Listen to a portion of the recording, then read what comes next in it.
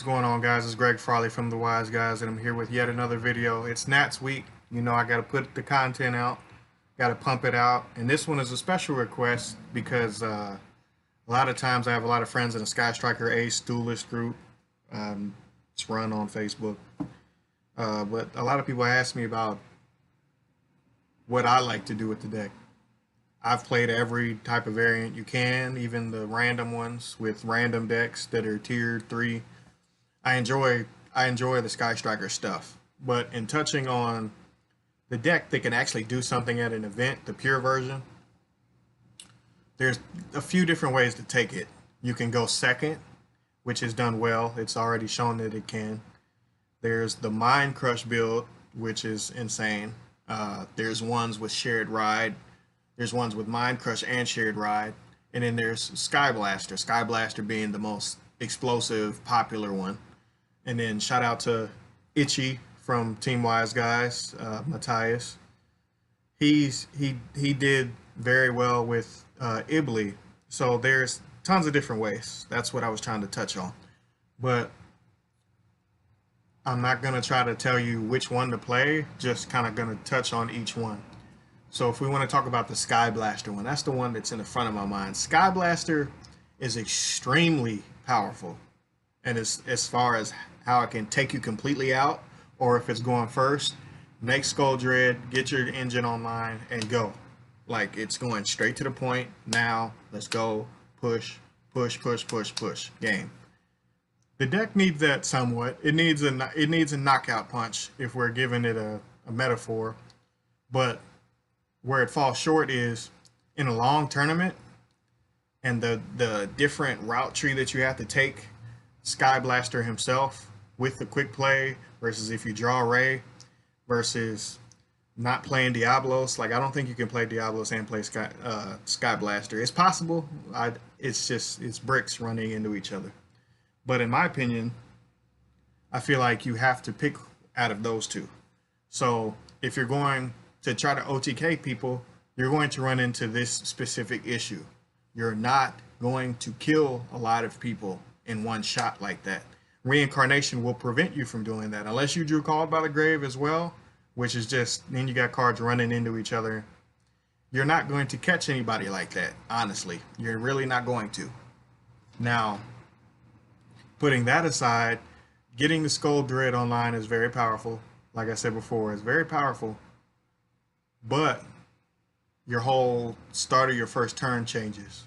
And then when you take different routes, that's when you start going kind of away from what the deck is intended to do. And although it's very powerful, you will brick, you will draw at the wrong time, which I think you should play 2. I think 3 was too much in my testing. I'm just the pointers that are coming from me. Then there was the Ghost second version, which was evenly. This is the one that I wrestle back and forth with because I don't want to blind second all day. I'm thinking about a big tournament in a meta where you have to break people's boards. You don't want to break boards all day long because eventually you're just not going to be able to. Now, in practicing, you need to be practicing how to break boards anyway. You just have to.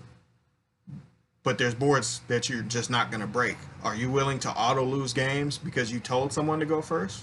If you are, if you have a hand trap build with 3 impermanences and Reapers and Veilers and Ash and Droll, it's going to run into each other eventually.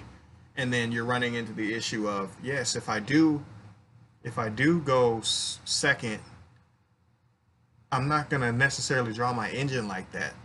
You will, because you have a higher chance, obviously, with the extra card. But then in the deck building, cards are going to run into each other. They just are. For instance, the evenly, if you play evenly matched, it's going to run into the field spell. If you open evenly, that's amazing. If you have the field spell and draw evenly, that's awful. So that's like immediately, that's an issue. I'm sure there's 1,000. I always do my videos speaking directly. I don't try to script anything. So I think that was about all I had on that one. on going first. I think it's the best way to do it. I think even with the Sky Blaster, you still want to go first, I'm pretty sure. Because then you're just trying to break boards and catch people with OTK that might or might not happen. That's iffy. But getting Skull Dread, Sky Blaster's number one thing, and touching on it again, is Skull Dread. Getting that online and drawing cards is very powerful. But going first, you have cards like Mind Crush. You have cards like Shared Ride. And I could go on and on with cards that you can tech in yourself. But I don't want to put anybody on blast, put myself on blast, so on and so forth. But with cards like, power cards like Mind Crush, Shared Ride, Scapegoat, if you're playing Sky Striker, and even if you're not, there are certain things about the deck that when it goes first and it's rolling, you're a-okay. Because when the deck snowballs you and you have advantage and you're playing Mind Crush, this is why I like Mind Crush. I can do whatever I want to, and you're not going to evenly me. And if you really want to throw your battle phase away, I'm fine with that. A lot of people have said, well, they can bluff your battle phase with Mind Crush. They'll say battle phase. If you don't want to battle, you just lost a turn. Now, granted, you can still play, but you just lost a turn to do something potentially. Is that what you want to do? Just to take a card out of my hand? Minus your battle phase to minus a card? Obviously you discard off Mind Crush if you miss. I'm honestly fine with that. Every time I've ever been quote unquote bluffed, it didn't work.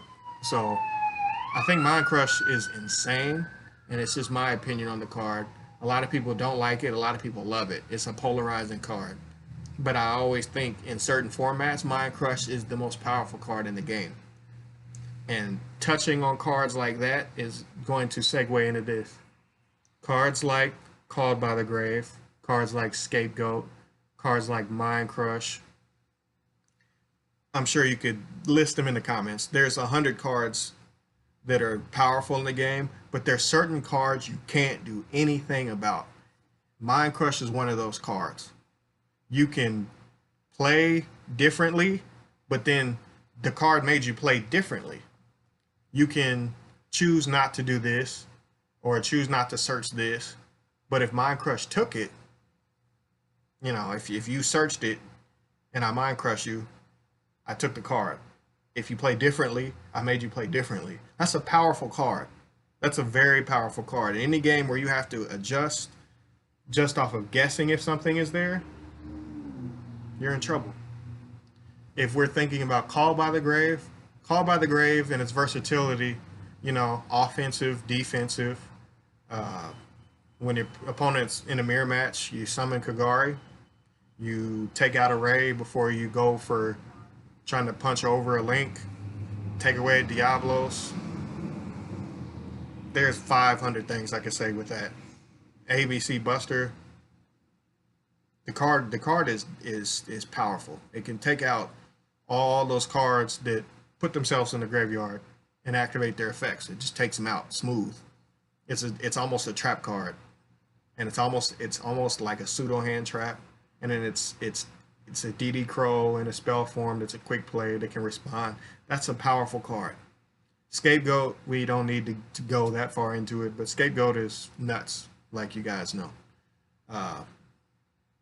And touching on other ideas, there's plenty of ideas for a Sky Striker, but that would take 20 minutes to talk about. I just wanted to kind of talk about the variants that we have.